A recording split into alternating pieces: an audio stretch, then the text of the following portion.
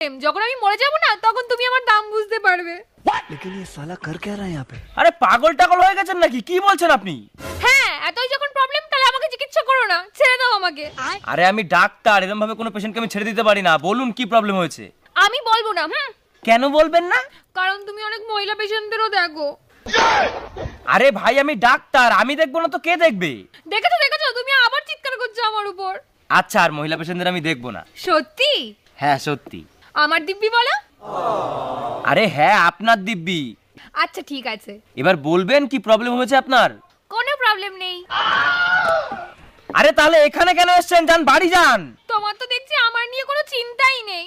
একবার ভালোবেসে বললেও না তোমার কি হয়েছে। আচ্ছা বাবু সোনা জানু, এবার তো বলো তোমার কি হয়েছে? কিছু হয়নি।